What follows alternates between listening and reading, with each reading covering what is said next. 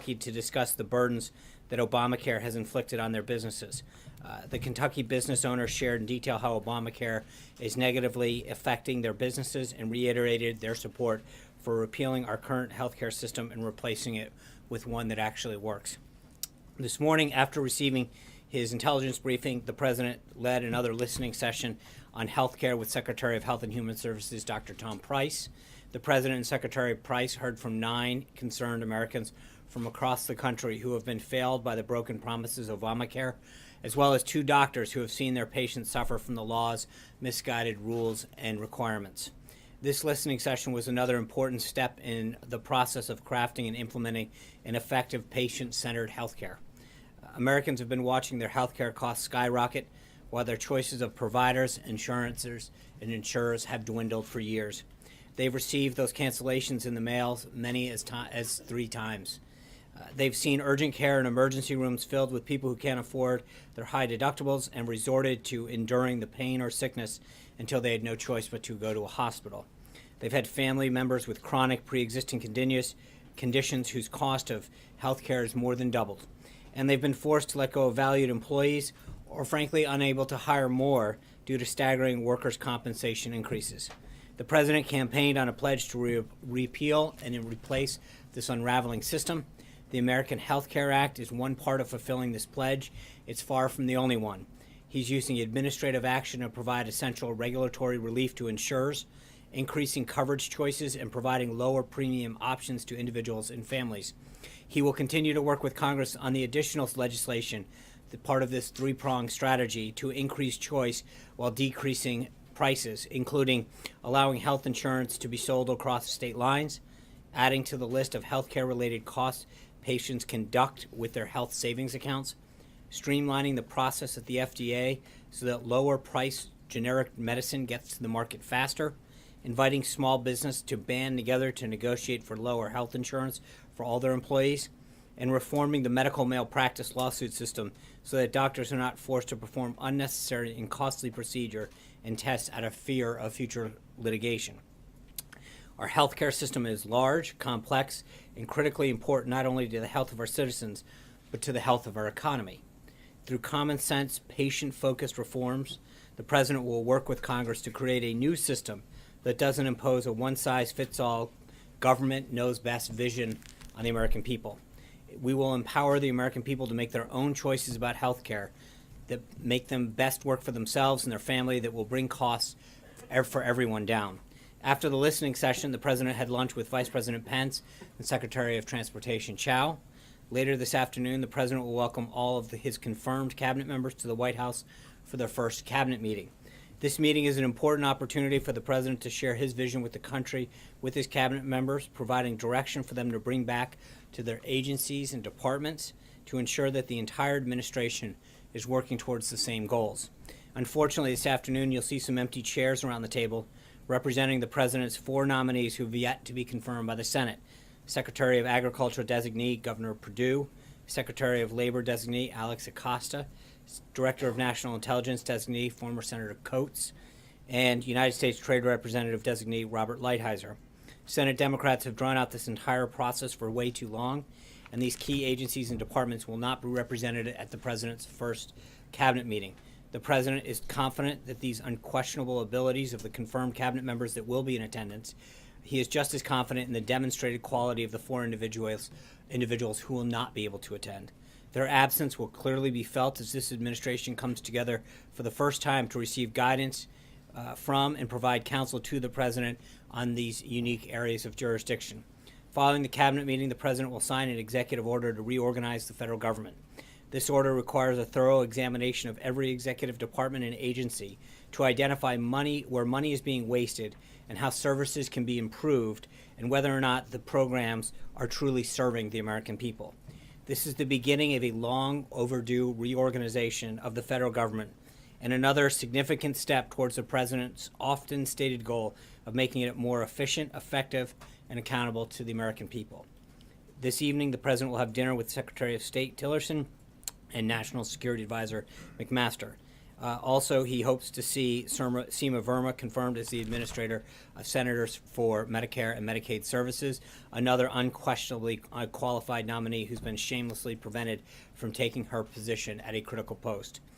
Let me just kind of touch on the week ahead.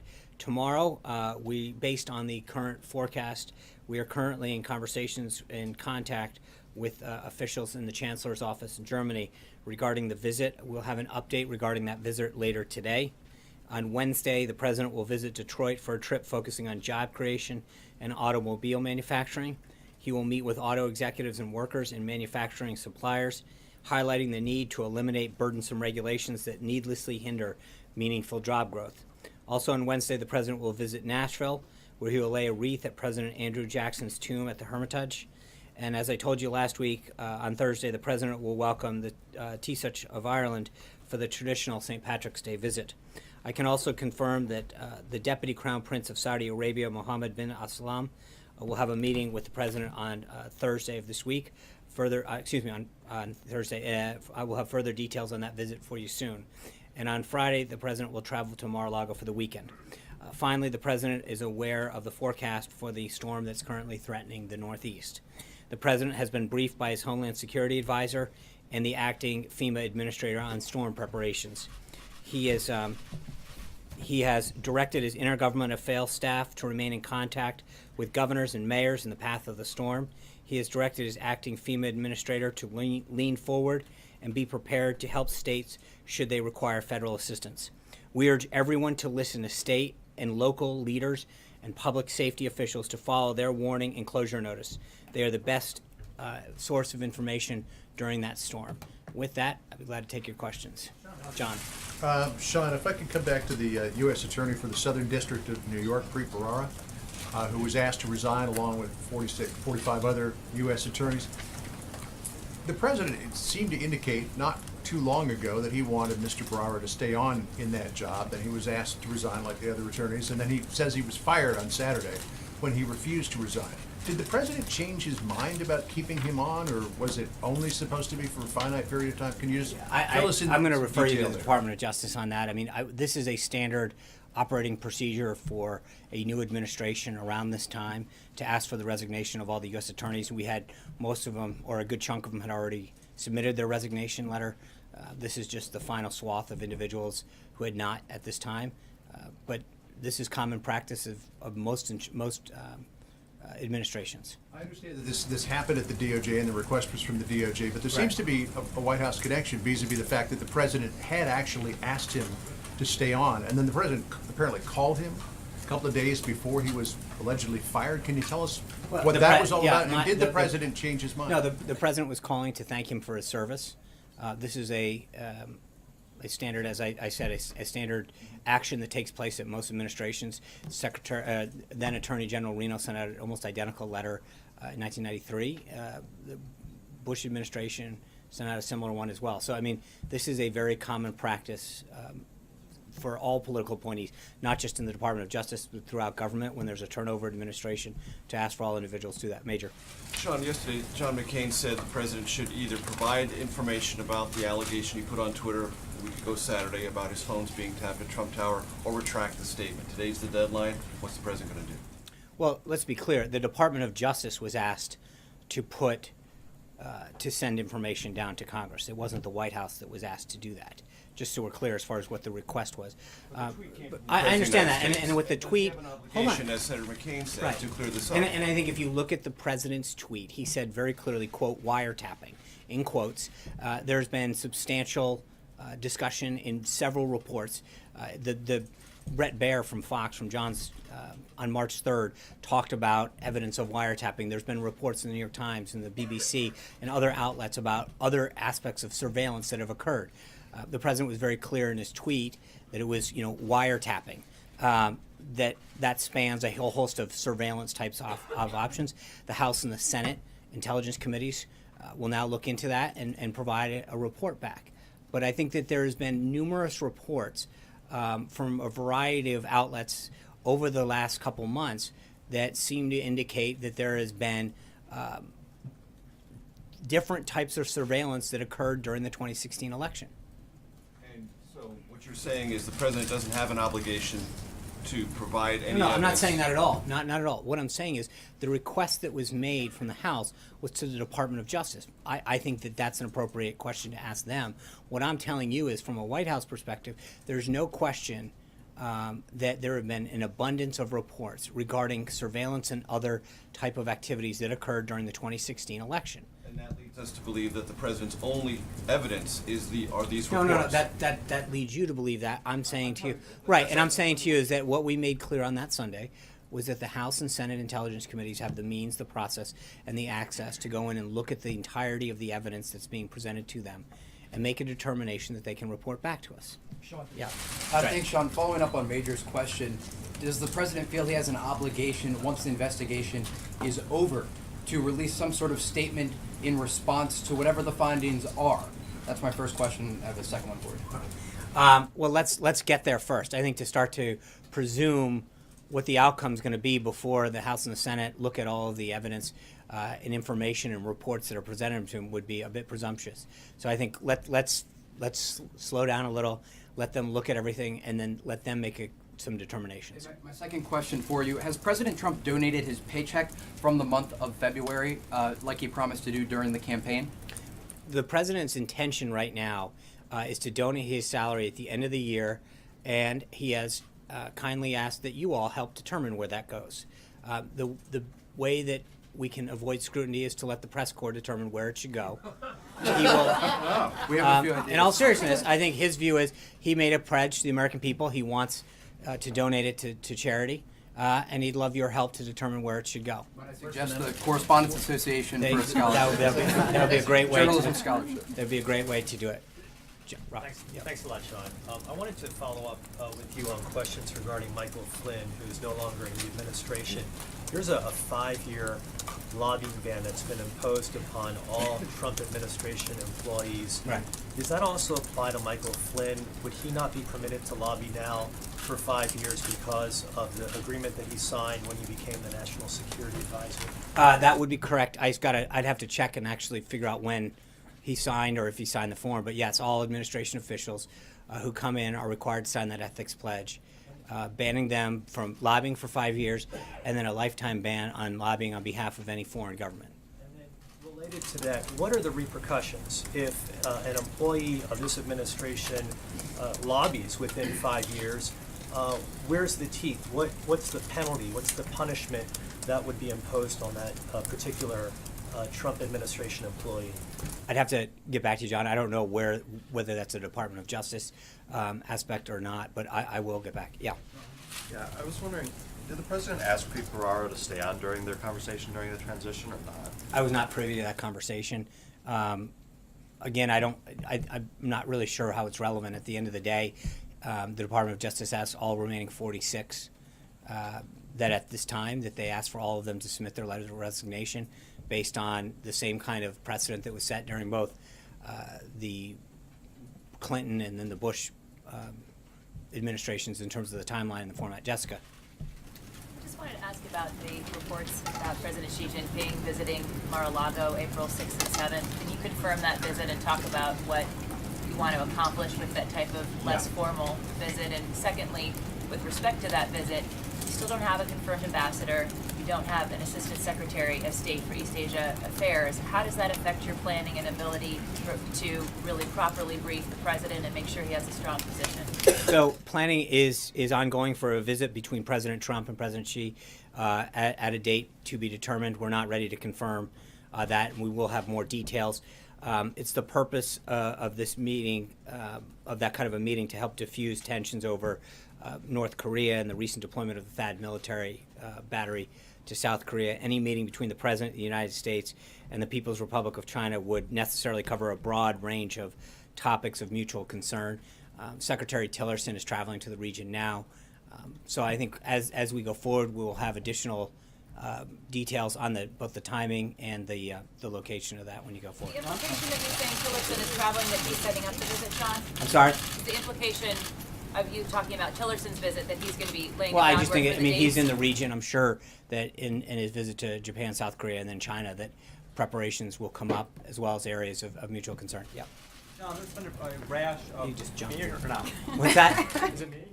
Sure, Okay, go, let's go, go one at a That's time. fine. There's been a rash of attacks on LGBT community centers throughout the nation. Over Yeah. the weekend, the community center here in D.C., Casa Ruby, was attacked and a transgender staffer was assaulted. And this follows similar attacks that have taken place in recent days in Orlando, Florida, New Jersey, and Oklahoma. This is not unlike the anti-Semitism that the president has already denounced. Will the president also denounce these attacks? Sure. I mean, I think one of the points that we've made in previous statements on this is that this is not the way that we as Americans solve our differences. We don't attack each other. We don't engage in this kind of behavior. I think we have a First Amendment that allows us to express ourselves, and that's the appropriate way. But doing it where you're threatening violence or destruction or vandalism is inappropriate in all of its forms. Connected though to the withdrawal of the transgender guidance, do you think? It's what? Is it all connected? I don't believe there is any connection between. I think that would be a stretch to say the least. Yes, ma'am. Thanks for taking my question. I wanted to ask about North Korea. You mentioned North Korea. Can you tell us a little bit about the review of North Korea right now, and what direction you think the administration is going in terms of the relationship, trying to manage the threat from North Korea? Well, as I mentioned, Secretary Tillerson's headed to the region. He'll meet with his counterparts in South Korea, Japan, and then ultimately in Beijing. That's obviously going to be a major subject. And as I mentioned, when we ultimately meet with President Xi and others, that'll be a discussion of something that he's talked about prior to the resignation of the last South Korean president, was something that had been part of an ongoing discussion. So there's an internal review that we continue to have. But then there's obviously a geopolitical conversation that we're having with partners in the region as we look to contain North Korea's military threat. Yeah. Thank you, Sean. Can you confirm that any cooperation with Russia with regard to Syria is off the table? And if not, is it fair to say that the forthcoming anti-ISIS plan does include some sort of cooperation with Russia? Well, I'm not going to get into what the plan. I mean, the plan's not done yet. As I mentioned a couple days ago, Secretary Mattis was briefing the principals, and that plan is continuing to evolve. So I'm not going to start to rule out one country, but I think the president has been very clear in the past that if a country shares our commitment to defeating ISIS and we can work to them in an area of shared mutual concern, then we will do so. Second question. The Kremlin spokesperson said that Russian President Putin and President Trump will meet at the G20. Can you confirm that? And would the White House rule out a possibility of a meeting before that? I will follow up on that. I don't have a date. I know that the team is working very actively with respect to bilateral meetings at the G20. I don't have anything for you on that, Roberta. Director Mulvaney said yesterday that he felt the Obama administration had been manipulating the unemployment rate. I'm wondering if that's a view that the president shares, and what evidence is there of that? Yeah, I think he was clearly referring to Obamacare with the number of people, but I would refer you back to him and his comments with respect to how he characterized that. I think he can discuss the precise nature of what he meant on that. Does the president feel that the Obama administration had been manipulating the I unemployment think rate? you know what the president's view is. He's made it very clear in the past what his comments were on how those numbers were articulated in the past. And I think there's a question between the total number of people that are employed. And the president's comments in the past have reflected that his big concern was getting to the bottom of how many people are working in this country, and that the denominator, meaning that the percentage rate of the total number of people, is not the most accurate reflection of how many people are employed in this country. How many jobs we're creating, how many people are getting back to work, how many companies are committing to hiring more people is a much more accurate assessment of where we're headed as a country, where our employment is, where our economy is headed. But to look at a number and say we have 4.7 or 4.8 or 5.9% unemployment is not necessarily an accurate reflection of how many people are actually working, seeking work, or want to work. And if you know how they conduct those surveys, there's a lot of times when people, whether they're older or younger, or because of how long they've been searching for work, are not considered statistically viable anymore, and they're washed away. So I think how you look at the percentage of people working can sometimes be a manipulated number. The number of people that are added to the rolls every month rather, is a much more accurate understanding of what's happening in the economy. Cecilia. I just want to clarify your answer to Major's question. So will the DOJ and/or the administration comply with the deadline to supply information Well, today? remember, it's the DOJ. I mean, again, it's not the request was made of the DOJ, and so it's the proper venue to ask that question of is the Department of Justice. But surely the White House knows whether We there can't- is or is not No, evidence don't, you yet. can't, because it's interesting, in the past, whenever we've had these conversations with another agency, the accusation from the press corps is that we're interfering in something. So you can't have it both ways. You can't say that we're interfering with someone when we talk to them. When we don't talk to them, it's surely you must know. So in this major, hold on, hey, major, Cecilia's asking a question. This is So to follow please, up on his point. I understand This it. I comes from saw the the president, TikTok. so- I understand it. That doesn't mean you get to jump in. Cecilia. To follow up on Major's point, though, this is a tweet from the president. Doesn't the president have an obligation And he to does, and I prove think that the we've ev- made to it make very the evidence clear? right, When and he- we've made it very clear that we expect the House and the Senate Intelligence Committees to do their job. I think there's a preponderance of reports that continues to come out about surveillance and actions that occurred during the 2016 election. Once they come up with their report, and it was asked earlier today, I think we can talk about the conclusions of that report. But at this time, you can't say that we're going to shift it off to the House and the Senate and then comment every day. That was the entire goal of asking them to look into this further. But will the DOJ comply with I- this that's- deadline today? I understand. My understanding is that they will, but again, I would ask them what their intention is, and I believe there are certain things that they can and can't do in terms of classification and stuff. But I would leave it up to the Department of Justice to answer for the Department of Justice. Caitlin. How is the press making Obamacare look good? Well, I think when you see some of these comparisons that occur and they talk about who's going to win and who's going to lose, it misses a lot of the competition that's going to take place. It doesn't talk about the increased choice. I mean, right now, as the president has noted, as Secretary Price has noted, in a third of all counties in 5 states, you have one choice. Those analysis that are very trying to look at how much you'll pay and how much you won't, don't take into consideration the competition that's going to occur, the choice that's going to occur. I mean, right now you have one choice in a lot of places. You have no decision about how much you're going to pay and what you're going to get. Choice allows you to determine what scale of healthcare you need, what kind of package is good for you, your family, or for your business. And when you look at a lot of these analysis, when you open up various major papers, they make it seem so simple. It's what are you going to get? How much are you going to get paid for in this plan? How much are you going to get paid for under the current plan? It misses an entirety of the whole process, which is that you don't have competition. Number one. Number two, and the bigger point that I think the president and a lot of others are getting to is that the system is failing on its own. It makes it seem like it's all rainbows and puppies. At the end of the day, if you have a card and you're getting a subsidy, but you're not getting care, you have nothing. And so walking into a doctor's office where you can hand them a card and say, hey, I've got a $5,000 tax subsidy. If that doctor doesn't take the care or the deductible's so high, then you really don't have anything. And so to do an apples and apples comparison is hardly an accurate analysis of what the current situation is. Zeke.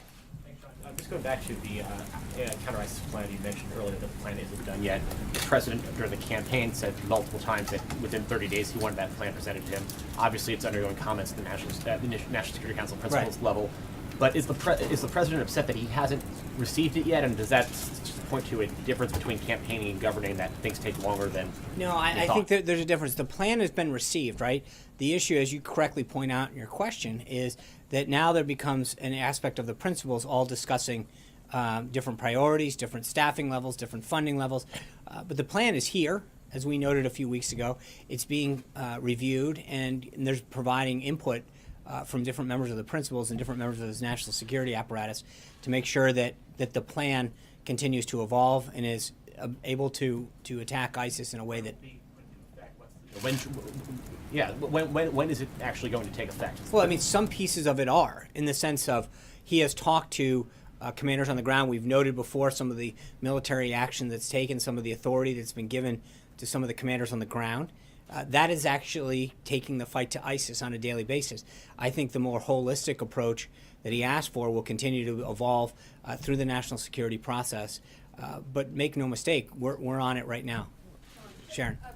Thanks, Sean. On the executive order this afternoon, do you have a numeric goal for either reducing the size of government or saving a certain amount of money through the review of agencies? I don't know that Director Mulvaney has a target per se. I think that's part of the issue is that you go through each one of these and you evaluate them on the merit of what they do or don't do, or whether or not they become bloated or duplicative, or frankly just outdated, or in need of technological advances. But there is a lot of there's no set number that we're driving down to as we review government.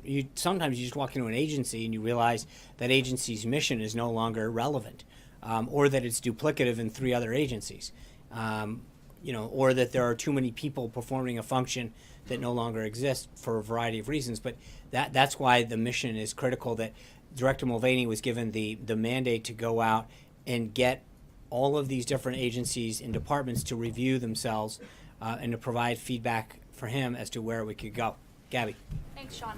You had said previously that the Republican healthcare plan wouldn't be a one-size-fits-all approach, but the current plan preserves Obamacare's health benefits requirements, which literally defines insurance at the federal level. So how do you reconcile those two things? I mean, what's missing right now is choice. That's the number one issue. We tried to solve a problem, when I say we, the government, with respect to Obamacare back in 2008, 2009. And the issue is that in order to solve a problem for several million people being without health care insurance, we upended the system for everybody. So if you had employer-based health care, if you had TRICARE, Medicare, Medicaid, and it was exactly the opposite approach. We went in to solve a problem that a small fraction of Americans had, and we upended the entire system, forcing premiums to go up and choice to go down for everybody. And I think that when you can institute choice and competition back in the system, that's something that's going to benefit everybody. And that's exactly the opposite of what's happening. Would phase 2 or 3 of this eliminate those requirements? I think phase 2, the administrative phase, will look at a lot of those requirements, and then phase 3, and again, they're not necessarily, they can run concurrently, and I think the House is looking at starting a lot of that legislation. And so, and Dr. Price is already starting to look through a lot of that administrative aspect of it as well at HHS, and figure out how do we start to achieve some of this, unravel some of these pieces that are there, but instilling choice and competition, allowing people to buy their insurance over state lines, allowing small businesses to pool, allowing the expansion of health savings accounts, are all of those kind of factors that are going to drive down cost, but also having the insurance companies be able to offer additional choices and options for people is in itself going to be a huge bonus. Charlie. A lot of conservatives are complaining that, or suggesting that the president doesn't fully back the Paul Ryan healthcare plan. Has the president spoken with Paul Ryan about the plan, and have they had any conversations about its future in Congress? They have spoken, yes. I don't know when the last time they have, but the president's fully committed to this plan. I think you saw Secretary Price and Director Mulvaney out discussing that this weekend. They're committed to the plan. And look, I mean, Director Mulvaney made it very clear this weekend as well that if through the process we can find some ideas that make this a stronger, more patient-centric piece of legislation that will ultimately benefit Americans, then we're going to do it. That is not, we're not saying this is the only way forward. As it works its way through the House and then ultimately through the Senate, if there are ways that we can enhance the bill through the legislative process, we're willing to do that. Peter. Would you like to know? Okay, thank you. The president spoke to the Chancellor of Germany. They agreed, due to the current weather, that the meeting should be postponed. The meeting has been rescheduled to March 17th, this Friday. Same schedule of events on March 17th. I'll ask my question if I can very quickly then. Thank you for your assistance with the... That's news. You spoke on behalf of the president, quoting him on the jobs report on Friday. Yeah. You said they may have been phony in the past, but it's very real now. I guess the question is... They are very real now. They are very real now. The question simply... I just want to make sure you get it right. When should Americans trust the president? Should they trust the president? Is it phony or real when he says that President Obama was wiretapping? Well, again, let's get back. I think there's two things that are important about what he said. I think recognizing that it's the Obama... He doesn't really think that President Obama went up and tapped his phone personally. I think, but I think there's no question that the Obama administration, that there were actions about surveillance and other activities that occurred in the 2016 election. That is a widely reported activity that occurred back then. The president used the word wiretap in quotes to mean broadly surveillance and other activities during that. And that is, again, something, it is interesting how many news outlets reported that this activity was taking place during the 2016 election cycle, and now are wondering where the proof is. It is many of the same outlets in this room that talked about the activities that were going on back then. So on the same topic, on the CBO report, did the president think it was real then and is phony now? What CBO report? On the expectation the CBO report is coming out, about which you said, if you're looking at the CBO for accuracy, you're looking in the wrong place. 3 years ago, you said of the CBO report that it confirms Obamacare is bad for the economy. So the question Well, it is... was bad for the economy. Okay, so the bottom line is, the question No. is, was it But- real but then and no, it's but- now but- phony? As you said, it's not the Right. place So to let's find look at accuracy. Okay. So let's look at the CBO's projection. It said their projection on Obamacare was that in 2016 would have 24 million people on it. The actual figure is 10.4 million people, less the half the number of people that it predicted would be insured were on it, and it's declining. So the only point, Peter, is to make sure that people understand, if you're looking to get a bullseye accurate prediction as to where it's going, the CBO was off by more than half last time.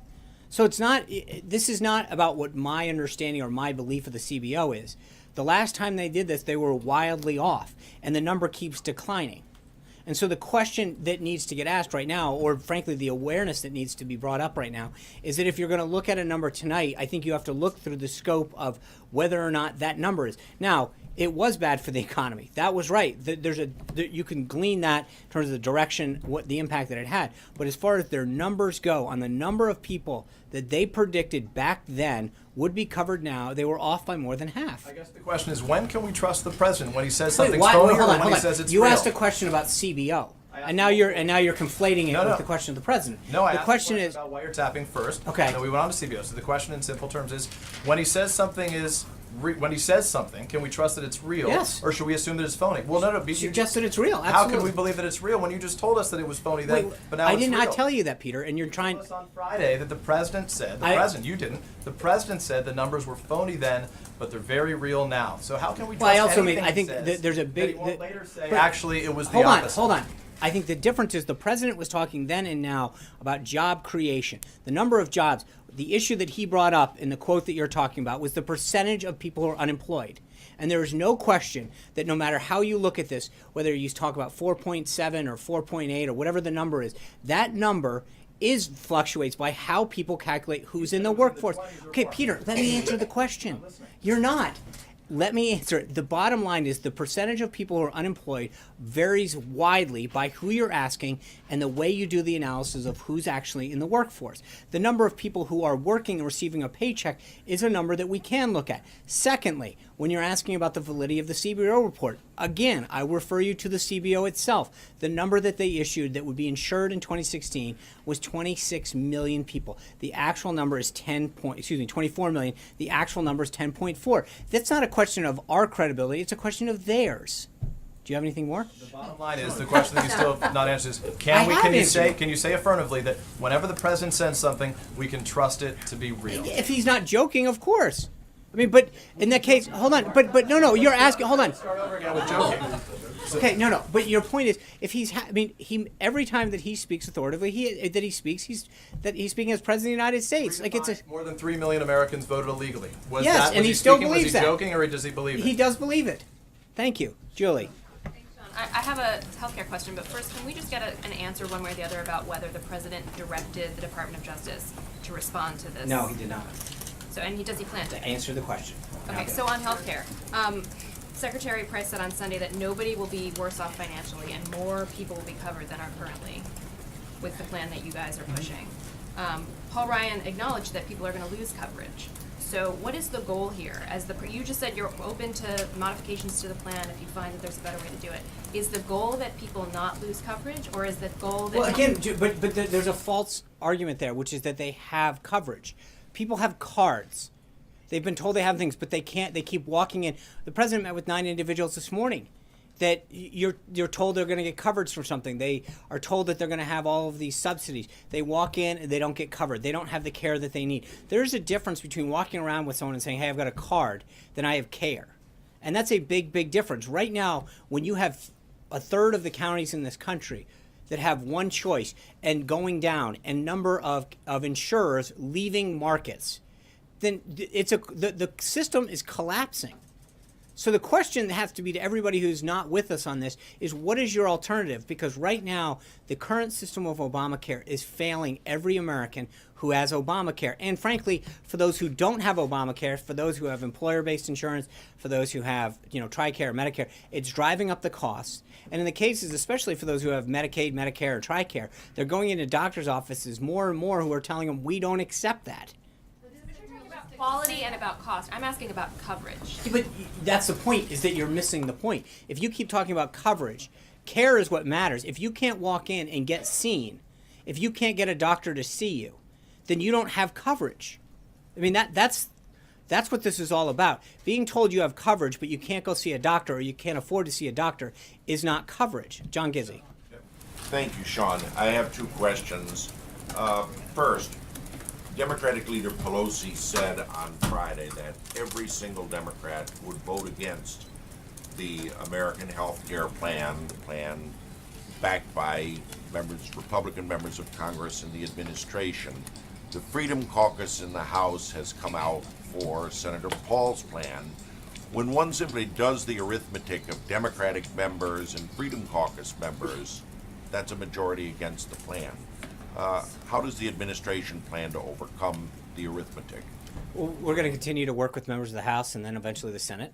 I feel very good as the President continues to engage with members that we will have the votes necessary. I think Speaker Ryan agrees with that as well. We're going to have the votes, the single pass, and we'll move on to the Senate. The other question is this. In recent weeks, there's been considerable attention on the upcoming elections in the Netherlands on Wednesday and in France in a few weeks. Candidate Geert Wilders of the Netherlands was here for the CPAC conference. Representatives of Marine Le Pen of France were here. Many analogies were made between these candidates and President Trump, and they offered words of praise for him or did so through their representatives. Is he aware of these candidates in Europe who invoke his name and image? And if so, what does he think of these would-be Trumps and Trumpettes? I don't know the answer to that. I think most of these will allow sovereign nations to have their own elections without interference from us. Alexis. Sean, can I follow up on Sure. Peter and Julie's questions? Two issues again. Whether the president and Director Mulvaney put a lot of faith in the Congressional Budget Office, members of the Senate will if they get legislation from the House.